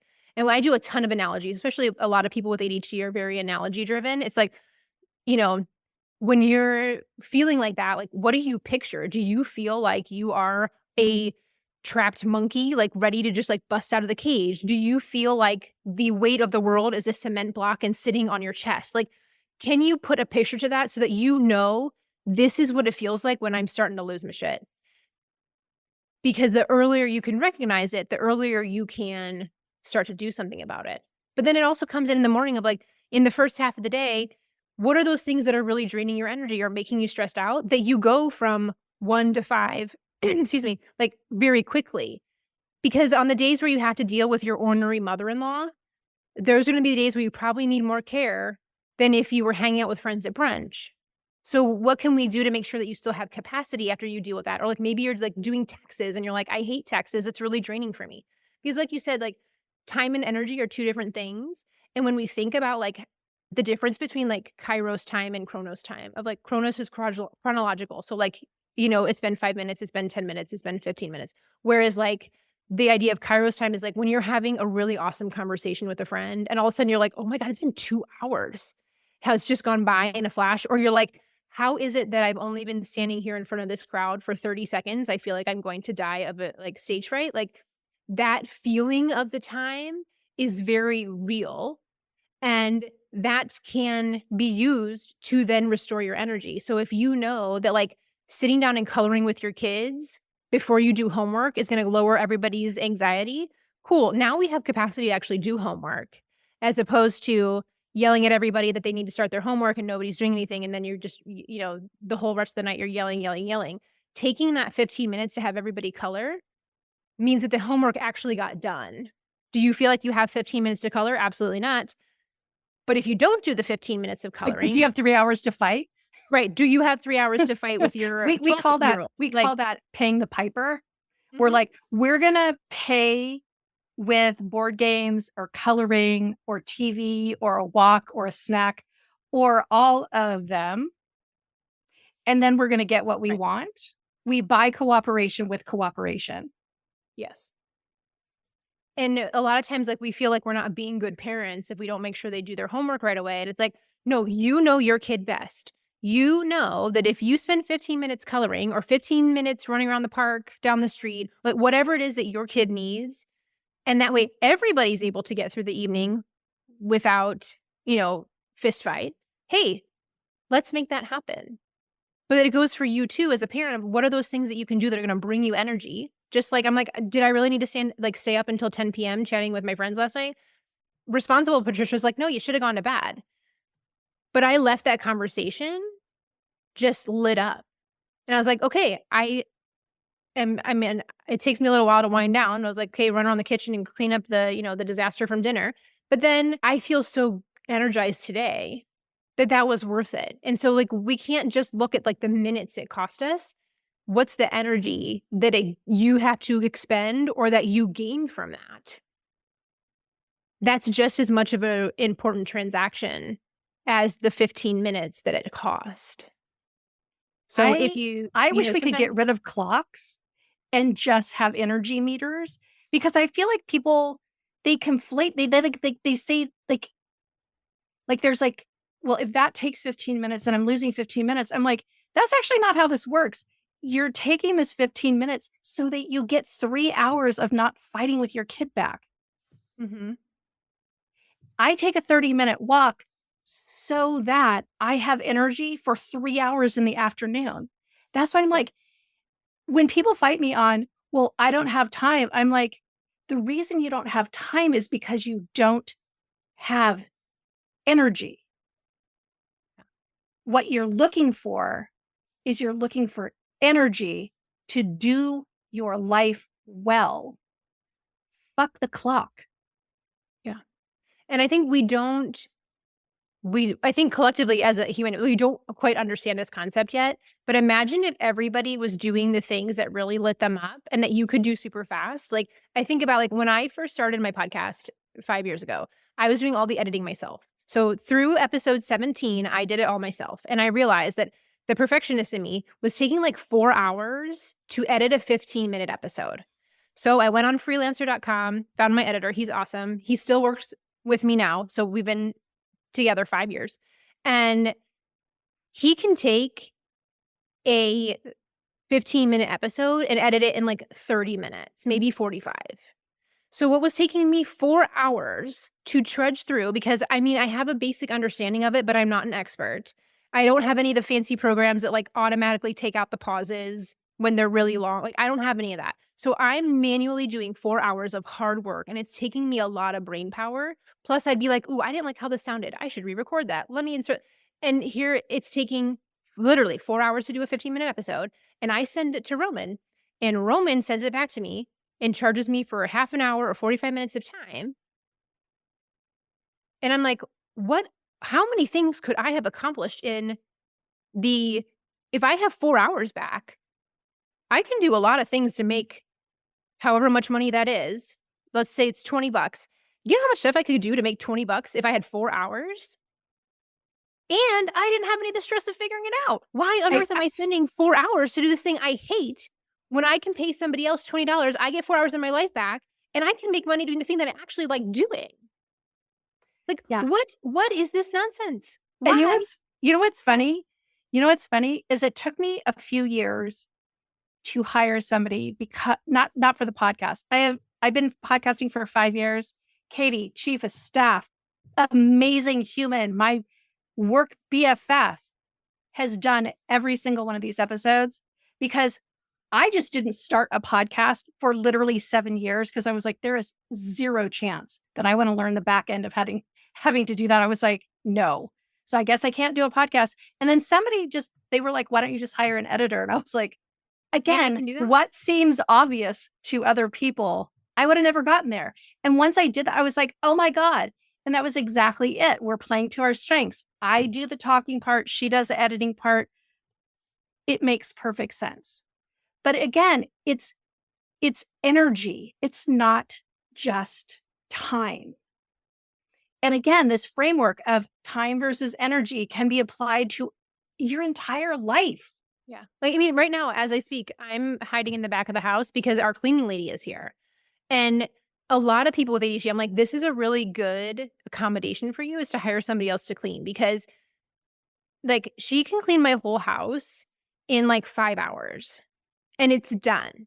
Whereas I would clean the house and then I'm like, oh, look at this picture album I need to put away. Start flipping through pictures. Oh, wait, here's these papers from school that I haven't sorted through. And I start doing that. Like, there's no way I could clean my whole house in 5 hours, even if I tried. Even if somebody followed around behind me and was like, Patricia, keep cleaning. Nope, don't do that, Patricia. Because like, I still would not get the house cleaned in 5 hours. And then I can spend that time doing a podcast interview or, hanging out with my kids. And I can then, even if I wasn't doing something fun, even if I could just work that 5 hours and then pay somebody else to do the cleaning, it is still even if it was like a 1-for-1 exchange, like if I was then paying the exact amount that I'm paying her to clean the house, that is a win because I don't like cleaning because I need it to be perfect and then I never finish anything. And I get to the end and I'm exhausted. So the amount of energy that goes to that cleaning is not worth it. Like, not to mention the benefit of like, before she comes, I pick up everything and I'm also squawking at the kids. Put the stuff away. The cleaning We have to do the pre-clean too. Yeah, you do the pre-clean, but like my house also stays significantly more organized and things get put away because she can't clean if the stuff is everywhere. But it happens every 2 weeks. So it doesn't get to the like pile, like the monumental pile where you can't do anything about it. No, don't get me wrong. There's plenty of piles on my counter right now because it's Maycember and there's all kinds of projects and junk like piled up. But like she can move one pile over and clean the counter. Like I don't like doing that to her because I'm sure it's harder for her. But like even if I have everything in a pile on the counter, it's not on the floor. It's not in my car. It's not on the kitchen table. It's not in their backpacks. And it is maintained over time. Is it perfect? No, like my house definitely does not look like you. That was like, this room looks nice because I knew I was recording a bunch of interviews today because she's here today. I was like, I got to be in this room. So like all the junk is hidden. But like that exchange is worth it hands down every time. And so like when you're talking to your partner about like, how do we make this better? Like I still remember when I was pregnant with my oldest, I was so sick. I threw up for 7 months with my first, all 9 months with my second. So like when you're throwing up that much, now you only have 2 kids. I was like, I can't do this. I told my husband, I was like, our house is starting to fall apart because I'd be on the floor vomiting for hours. And I was like, I can't do it all. I can either keep up with the house or I can cook. Or what was the other one? Keeping up with the house, cooking, and then at the time, my second, we had, the older one. So, and I can care for this kid, but I can't do all 3. So which 2 are we sticking with here? And so obviously the kid was non-negotiable. So he's taking care of them was one. And the other one was keeping up with the house stuff. So my second pregnancy, I hardly cooked at all. We picked up, or my husband would figure out the cooking. That was not on my job responsibilities while I was pregnant. I'm like, I can't do it. So when you have those conversations with your partner, like, how do we as a team figure out the solution? If you're like, well, I don't have $100 to pay somebody to come to my house. Okay, cool. Is there something else that you can swap that for? Like, we often have pockets of money that are not really being utilized as much as we could. Like the amount of pleasure I get out of not cleaning my house is pretty high. So I will do a lot of other things myself so that I don't have to give up my cleaning lady. I will take that trade. There was a time where I gave up pedicures. This is back in my 20s before I had responsibilities. I gave up pedicures so that I could save for my first house. Because I was like, I was willing to cut this thing that I loved, especially because I would go with my friends after when I was teaching. Well, all the teachers would go together once a month on Friday after school. It was a thing. I didn't want to give that up. But what was more important to me at the time was saving for my house down payment. So when I look at that, especially with ADHD, like we have to know why. I knew that giving up the pedicures was because I wanted a house. Like I wanted to start my investment company. I was, I bought it, I renovated it, I flipped it. Like I wanted that more than I wanted pedicures. And in those times, it's a whole lot easier to say I'm not doing the pedicure because I want this other thing more. So it's the same thing. I want someone cleaning my house because I really hate cleaning my house and it takes me forever and I never get it done. So what am I willing to give up to be able to make that happen? A whole lot, let me tell you. In those times where we've had to cut back, it's never been the cleaning lady. Well, exactly. And I have to tell you, like my husband was super resistant. He is neurotypical, but he was still very resistant to hiring a cleaning team. And his thing was like, but we can do this. And I was like, okay, well, you're right. We can. But here's the thing. We don't do it to the level that they would do it. So I just made a very comprehensive list of every single job like white bathroom counter, suite bathroom. Like I listed it out room by room by room by room. And I was like, highlight the half that you're going to do. Tell me the day of the week it's going to be done. And he was like, I don't want to do any of this. And I was like, well, neither do I. But these are the things that need to be done. So either we're splitting this, pal, because I am not the only person that lives here, or we're going to bring in somebody for our family success team.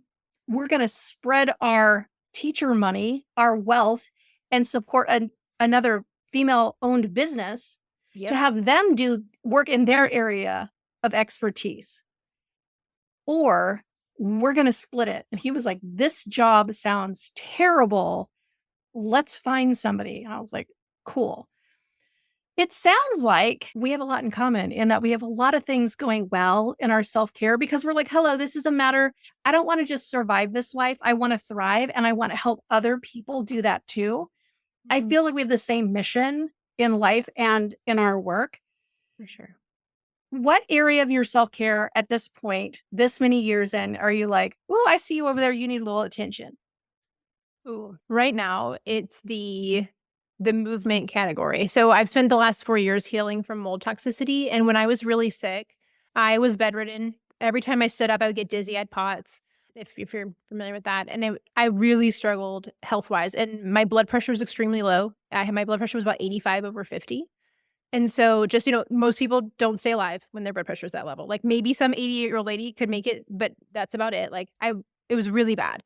But given that, I was not doing any physical activity because I couldn't even walk up the stairs without getting extremely winded and like, oh my gosh, I'm going to pass out and black out. So this 4-year journey has been a beast and I'm happy to still be alive. But now that I am in a place where I can do things, like I've been doing my physical therapy exercises to, I had symphysis pubis dysfunction with my youngest, which if anyone's unfamiliar, it means that your ligaments don't go back in place after pregnancy around your hips. So like your hips are designed to expand to be able to get the baby out of the birth canal. But then after your hormones cause them to stretch so that the baby can't exit, then when the hormones stop, it's supposed to go back together again. Well, mine didn't. So my hip bones were wiggly. So they were not stationary. So that was a lot of back trouble, which hypermobility is often very common with people who have ADHD, so now that I know a lot about it, no surprise there. But so I've been doing a lot of physical therapy exercises to strengthen my core and get my body to do things like walk correctly. Just FYI, didn't know I wasn't walking correctly. I didn't walk correctly. And now it's at the point of like, okay, I am healthy enough that I can start doing these things again. So it's like, ooh, but as a mom, you're like, now I got to figure this out. Like I have to figure out where does it go in my schedule? It's all the questions of like, well, where do I go? Who am I going to go with? Do I need to sign up for a class? Do I need to do weights? And like that overwhelming decision has been like sitting on the back burner of like, I'll get to that later. So that's been the one thing where I'm like, it's very apparent that is now, it's moved from being I was putting it off because it felt scary. Like there was so long that I couldn't do physical activity because I would get so sick. That now it's like, okay, that's not me anymore. And I've had to change my mindset around being a sick person and being a disabled person to now I am capable. So now that I feel like I'm like, okay, I think I've almost adjusted back to being a healthy individual again from in my mind. Now it's like, ooh, how am I going to make that work? Because it's not an overnight thing. It's a monumental decision. It's not like one thing. Like we talked about earlier, it's like there's a lot of pieces that go into it. And I know that I need to then make probably like 15 to 30 decisions in order to make this happen. So like setting aside the time to be like, okay, this is now a priority. How am I going to make this work? It's not just what day of the week I'm going to do it, but it's all the questions that come in with it of like, same thing. I'm like, I don't even know if my exercise clothes really fit anymore. Like I went from being a size 10, 12 down to a 2. I gotten down to 130 pounds. I'm almost 6 feet tall. So I was in rough shape. I lost 100 pounds total from when I was pregnant down to when I was my lowest. Now I'm back up to about where I was at a size 10, 12. So I'm like, I don't even know if I have those clothes anymore. I'm going to have to go shopping. Like it's a whole thing. And to know those are all different kinds of tasks. So it's not like I can just jump in and do them all at once. I now know like how my brain works is that I need to divide them into groups and be like, okay, problem number 1, where's the time to be able to do this? Problem number 2 is like, well, where's the activity that I can fit in the time that I have available? Problem number 3, do I have the clothing that is appropriate for this activity? Number 4, how do I sign up for those things? Like, compare the pricing and the memberships. It's like all these different sections I need to sit down and look at as separate projects, not as one big scary project. And then I'll be able to figure out how to make that work. So that is the next self-care to-do list item, is to break that down so it doesn't feel so overwhelming. So I have 2 things to say. So I am your future, meaning that since I am a decade ahead of you, one thing that I think is absolutely shit about the human experience is that movement is so non-negotiable. When you're young, you can do whatever the hell you want with your body. And you can do nothing. You can rot in your bed and you will get up and run a marathon. You can go to work drunk and be fine. In your 50s, you're like, do I have to do PT in order to stretch, in order to exercise so I can get out of bed? It's insulting how the future just punches you in the nose and goes, I gave you all this time, I gave you 50 years to figure this out. And now it's non-negotiable. And it's like, but you know what would have been really more effective human experience is if I had gotten these consequences earlier in my life, I would have figured this shit out. Yeah. So that I don't know how good you have it when your body just does what it does. Like when your body literally would just do whatever you expect of it is such a luxury and a gift that, having been so sick, I'm like, people and who a privilege are healthy of you're like, what? I had no idea how much a privilege I was living in with a functional body, right? Yes, it is And definitely also, a privilege. Do you use Goblin Tools? No. Okay, well, you need to look at Goblin Tools, because Goblin Tools is an AI tool where you go, ADHD, you put in your problem and it gives you steps and it tasks them out. Ooh. And then you could, oh my God. Yeah, And then it'll give you steps. And if it hasn't broken the steps down enough for you, you can break down each individual step and it creates a checklist.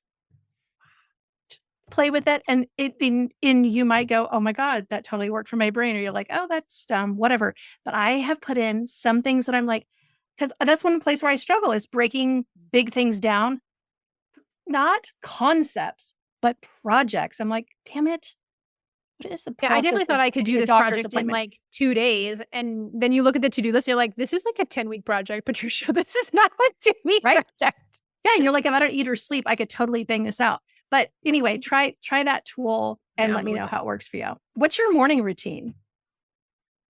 So I have different morning routines depending on if my husband's around or not. And I think that's also something that's important to know. Like, you don't have to have one end all be all routine. Like, our school days when my husband is here look different than the school days when he's not here. And they look different from the weekends. And I know that makes some people be like, how am I going to have 3 different routines? Well, just it's being responsive, right? You're like, my reality today is this. Yes. But also you already have a routine. You may not like it, but you have a routine. There's a way that you already do things. And you might be like, this is not good, but you have one. So you are capable of having a routine. If you don't like the word routine, call it a rhythm, if that tastes better to you. But I am not a morning person. So right now, my morning routine is drag my behind out of bed when I need to, like when the kids are getting up. So I have Alexa runs our mornings. Oh, wait. Okay. So you never know, like if you say the word and then all of a sudden she starts talking. I'm like, shh, now I know. She runs our mornings. So she's like, hey, it's time to get up. I have an alarm that goes off. A little bit of head, but I used to be the person that has like 73 alarms, but they drive my husband bonkers. So our new agreement is I don't have all those alarms that go off in the morning and then he'll wake me up, which does not work for everybody. But when he's here, he does that. When he's not here, all 73 alarms are going off. And I have one that goes off when the kids need to get out of bed. And then Alexa in their room is saying, hey, it's time to get up. It's, get your clothes on. Have you gone potty yet? And like, you need to word it in a way that your kids aren't going to be like, rebellious towards her, but they are significantly less rebellious to a robot than you. So she tells them what to do and keeps them on time. And so while they're getting dressed on a day where they actually get dressed, and like we still have our baby monitors hooked up. Like I'll listen and be like, are they actually awake? Like, they don't need baby monitors anymore. Like, they're way past that. But it's for me to be like, we live in a 2-story house. I'm like, I don't want to run all the way up there if they're fine, you know? And then, like, when he's not here, as long as I can hear that they're getting ready, all I do is I take my ADHD medicine and I go potty. That's it. And you know my mom when I said I go potty and I can go to the bathroom. I go potty and then I take my medicine and that's it. And we go and, I feed them breakfast and get all this, like the last minute things, because we pack backpacks the night before, get all the last minute things in the backpack and then brush their teeth. And I will literally throw on like something that looks like not a pajama over top the pajamas to walk them to school. And then I come home and do the things for me. When my husband's here, he starts getting them started. I will actually put clothes on, but like I don't usually like brush my teeth and wash my face, all that stuff. Like that's not until they're out the door because I am not a morning person and I don't want to wake up any earlier than we have to. Also, our school starts at 7:20 right now, which is very early for elementary school, in my opinion, personally. So I get them out and then I take care of me. So from 7:15 to 8 is my time to be like, okay, I'm going to have my quiet time. I'm going to pray. I'm going to wash my face and brush my teeth. And, if I'm going to scroll some stupid social media for a couple minutes, like all that happens in that 45 minutes. If I'm doing my physical therapy exercises, like that's the time for that. And then at 8, that's when my day starts. But I don't have this like glorious routine of like 5 a.m. yoga stuff. Like I teach how to do morning routines. Like you can learn that from me. I have a class. It's $97. Like, but I want you to know that like, it's not because I'm like, yay, let's go yoga, 5 a.m. No, my morning routine is for the people who are like, my alarm clock is the toddler who's now bonking me in the head because I need to get up and they're hungry. Like that's who my morning routine course is for. How do we get through this part of the day that I don't like? And then I can go be a human once my medicine is kicked in and my children are out the door. Now I'm like, okay, cool. Now let's go wash the breakfast dishes. But I'm not doing that at 6:30 in the morning. That's not my thing. Huh. I love that. And it's funny because I am a morning person. So I guess that's why I'm like, oh, what do you all do in the morning? But if you ask me what I do from like 5 p.m. until bedtime, I'm like, lay in my bed and watch TikTok until the time has come for everyone to go to bed. So we just do the same thing at the other end of the day, right? It's like my energy, I'm a rooster. I am ready to go. Sun up, sunrise, 365 days a year over in this brain. I love that. Patricia, please tell us again where we can find you when we want to find your podcast. We want to find all your free resources. We want to find your ADHD symptom checkoff list. Where are people going to find you online? So everything is Motherhood in ADHD everywhere. So it's like that.com for my website. You can see there's like a start here tab. Click there. That'll take you to all the free resources. My podcast is called Motherhood and ADHD. All my social handles are the same, although I am taking a social media break right now. My assistant's posting things for me, but I've been taking a break and it has been glorious for my mental health. I'm going to be honest. And yeah, go on there, grab as many free resources that make you happy. And then if you're like, hey, this chick sounds like my kind of people, I have a community. We meet every Wednesday and we spend half the time getting some shit done and figuring out like what's coming up in your week. What do you need to look ahead for? Because we tend not to look ahead. When we have ADHD, we just live in the now. And we're like, what do you mean there is this thing next week? So we do that. And the second half is social time. Or sometimes I teach like a little mini class on something, but mostly it's about the time with the other moms and getting to know other people who get you. And like, so you can have, the kind of conversations that Tami and I have of like just digging into your people. And then I have a retreat coming up in October. If there's still tickets available, come sign up. We're going to hang out for the weekend and I take care of you. You literally get to show up and do nothing responsible. It's retreats. Glorious. Where are you holding the retreat? In Houston. In Houston. Good to know. Which is where I live. Awesome. Thank you for being here. We have 10 quickies. Are you ready for the quick fire? Okay, ready. Challenge questions. We're doing this super fast because you already know a lot of this. Okay. Patricia Sung, what is your Enneagram? We've already discussed it. We're one sisters. Introvert, extrovert? Introvert. I wish you could see Patricia's face. And as somebody who's spent time with you at the end of the day, we're both like, and scene. Done. Good night. Yes, exactly. Upholder, questioner, obliger, or rebel? Questioner. Same. Automate, eliminate, delegate something from the house, or your business? Everything that doesn't require to be me. Right. I call that empowering the people around me to stand in their leadership. Some people call it being lazy. Usually it's children. I did have a student say, "You're the laziest grown-up I've ever met in my life." And I was like, "You're welcome." You feel very good Take about notes, yourself. child. Take Yeah, congratulations. If a kid can do it, they should do it. I'll handle the stuff you Yes. guys can't do. Favorite last book that you read? The most recent book where you're like, shut the front door. Everyone has to read this. Remarkably Bright Creatures. Is that Don't the one ask with me the the author. I have no idea. Was that the one with the octopus on the cover? Yes, the octopus. Okay. I just read it for book club. Awesome. I also just read I Who Have Never Known Men, which is like a sci-fi kind of. I didn't know. A friend recommended it. I did not know what I was getting into. It was not what I expected, but it really was thought-proprovoking. Oh, I love that. It was weird. And I've never heard of it. Thought-provoking. I'm not really a big sci-fi person, so like I would never have picked that book myself. But I thought, I mean, I checked it out from the library because my friend recommended it, and I was like, this is deep. It's not what I thought it was going to be. Okay, I love that. And I also love giving that idea of like, well, I'm going to get it from the library. And if I like it, I like it. If I don't. No harm, no foul. But it is curious to find out what other people find fascinating. Also, P.S. started a podcast. So basically I have this giant reading list. Favorite book of all time? To Kill a Mockingbird. We're going to take a moment for Harper Lee. I did not read that book until I was in my late 20s. I don't know how, but on the middle of the first page, I thought, shit, I get why this book is a classic. I mean, I read it in high school, and I grew up in a small Midwestern suburb where like you could count the number of minority people on one hand. And so I really had never been exposed to anyone different than me for most of my childhood. And that book just opened my eyes to be like, wow, there is so much that I don't know, but also that I would like to learn.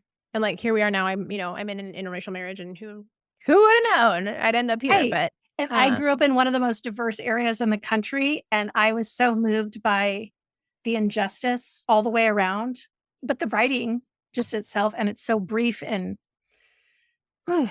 okay. Yeah. Your favorite personal development book. And I define personal development as a book that when you read it, you thought, oh, I am going to use the exercises in this book and I am going to change something about my life.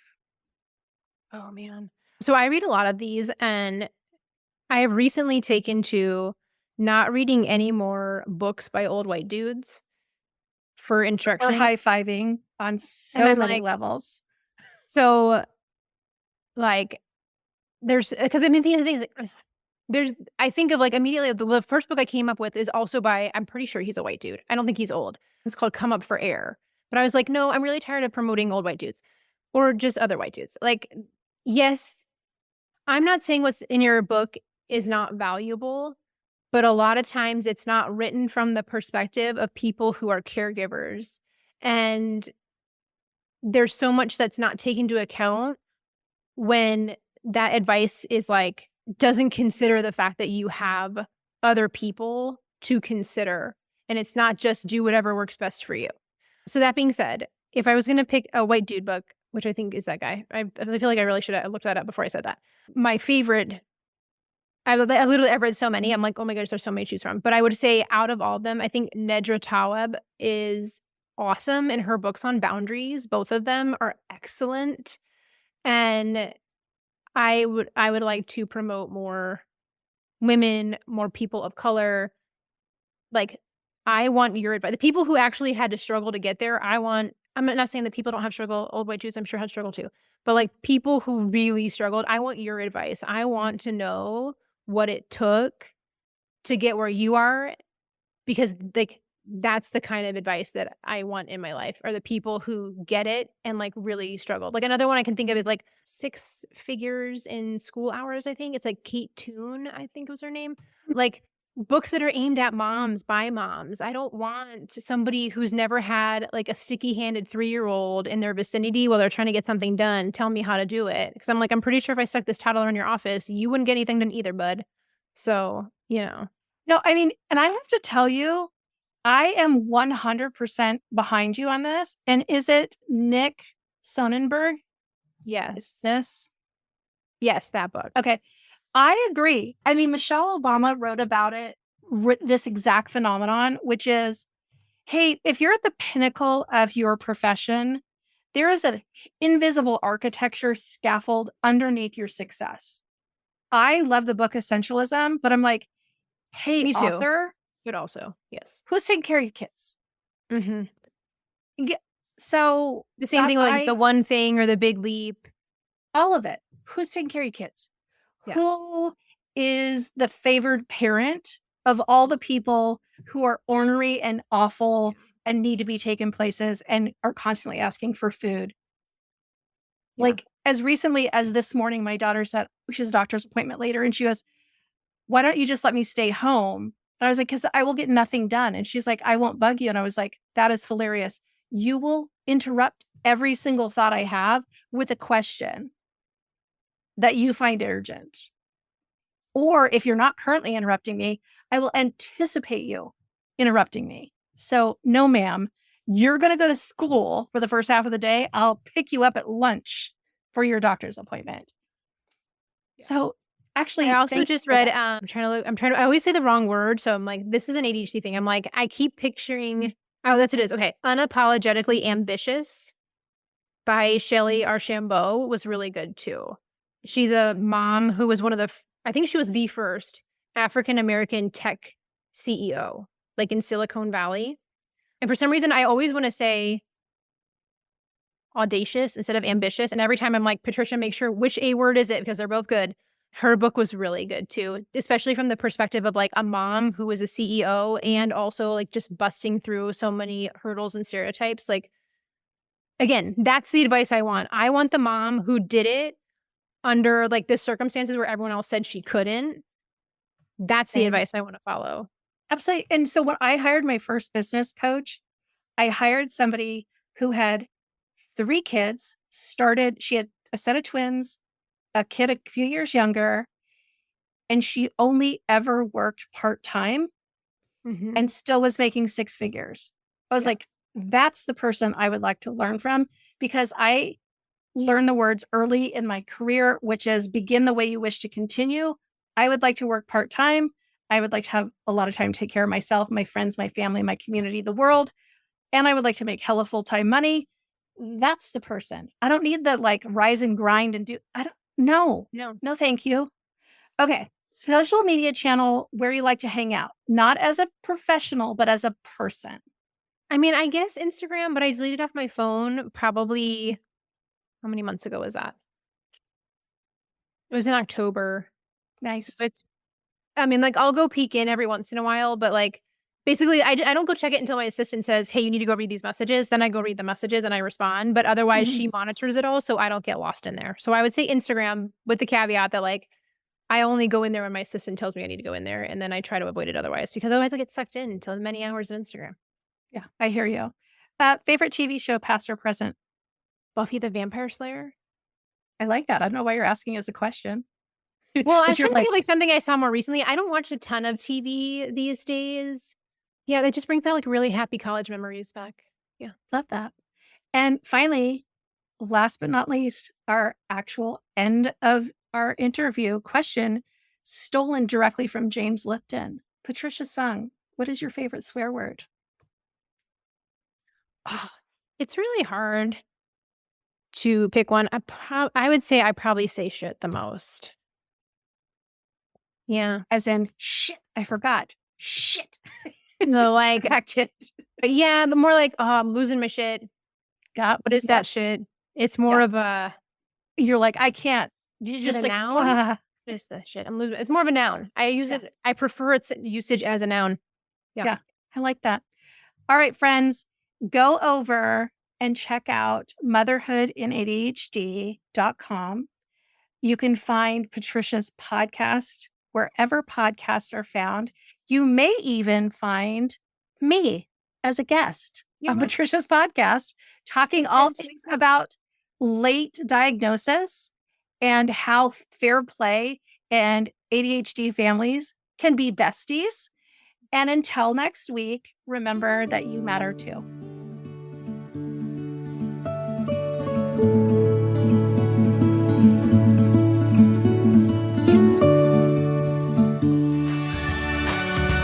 more resources, classes, and community, head over to my website, motherhoodinadhd.com.